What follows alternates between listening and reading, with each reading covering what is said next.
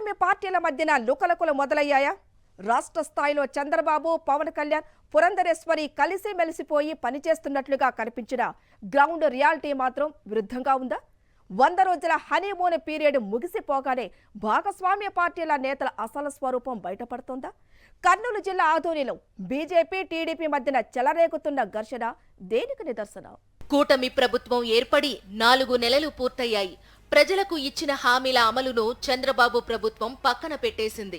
రాష్ట్ర వ్యాప్తంగా రాజకీయ కక్షల్లో భాగంగా లోకేష్ తాలూకా రెడ్ బుక్ రాజ్యాంగం ప్రకారం దాడులు, విధ్వంసాలు నిత్యం జరుగుతూనే ఉన్నాయి. ఇసుక, మద్యం దందాలు, అన్నా క్యాంటీన్ తాలూకా అవినీతి పనులు షరా మామూలే అన్నట్టుగా కొనసాగుతున్నాయి. ఎవరికి వారు మీకింత మాకింత అని పనిచేసుకుంటున్న నేతల్లో పొరపచ్చాలు వచ్చి గ్రూపులుగా ఏర్పడడం, ఆ గొడవలు చంద్రబాబు దాకా వెళ్లడం నిత్యం జరుగుతున్న పని. ఇంతవరకు బాగానే ఉంది.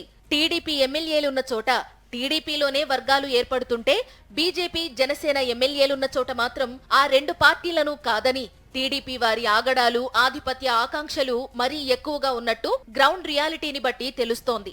ఎందుకంటే పొత్తుల్లో భాగంగా సీట్లను త్యాగం చేశామని, 4.5 దశాబ్దాలు రాజకీయాల్లో ఉన్నామని మధ్యలో వచ్చిన బీజేపీ, జనసేన ఎమ్మెల్యేలు తాము చెప్పినట్టే వినాలనేది టీడీపీ నాయకుల వాదన. ఈయన పేరు పార్థసారథి. కర్నూలు జిల్లా ఆదోని నుంచి బీజేపీ తరపున పోటీ చేసి ఎమ్మెల్యే అయ్యారు. నిజానికి ఈయన ఎవరో నియోజకవర్గంలో ఎవరికీ తెలియదు.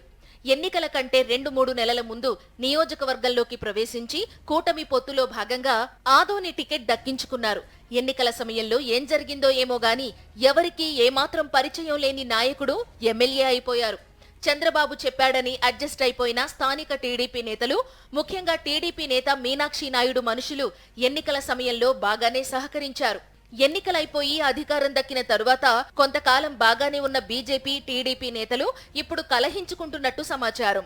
ఎమ్మెల్యే పార్థసారథి తమను పట్టించుకోవడం మానేశారని, బిల్లులు క్యాష్ కాకుండా అడ్డుపడుతున్నారనేది ఆదోని నియోజకవర్గ టీడీపీ నేతల ఆరోపణ. మున్సిపల్ కార్యాలయానికి వచ్చిన ఎమ్మెల్యేను, అక్కడే ఉన్న మున్సిపల్ కమిషనర్ను అడ్డుకుని నిరసన వ్యక్తం చేశారు.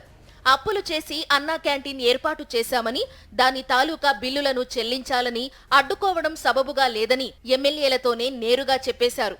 టీడీపీ నేతలు నాసిరకం పనులు చేశారనేది బీజేపీ ఎమ్మెల్యే పార్థసారథి అభిప్రాయమట. ఆ మేరకు ఆయన అధికారులకు చెప్పి బిల్లుల చెల్లింపు జరగకుండా అడ్డుకున్నారనేది టీడీపీ నేతల వాదన. ఎమ్మెల్యే పార్థసారథి గురించి స్థానిక నేత ఏమంటున్నారో మీరే వినండి. ఆదోని నియోజకవర్గ ప్రజలైతేనేమి, 3 పార్టీల కార్యకర్తలు, లీడర్లు అయితేనేమి చూస్తున్నారు. ఎవరు 90% ఎమ్మెల్యే, ఎవరు 10% ఎమ్మెల్యేది. మేము ఒకటే చెప్తాం, నువ్వు ఎంతసేపు అయినా ఎమ్మెల్యేనే, అధికారికంగా నేను ఎమ్మెల్యేనే, కానీ నువ్వే ఎమ్మెల్యే కాదనలేదు మేము. నువ్వు ఆ రోజు మాట ఇచ్చినావు కాబట్టి ఆ మాటకు తగ్గట్టుగా మమ్మల్ని అందరినీ బాగా చూసుకో, మమ్మల్ని అందరినీ ఈ వైపు తిప్పుకో. రేపు పొద్దున అన్ని ఎలక్షన్లో కూడా మేము మీకు సపోర్ట్ చేస్తాం. ఇంతకు ముందు అయితే ఎలాగున్నాము ఇప్పుడు కూడా అలాగే ఉండాలనే మేము కోరుకుంటున్నాం.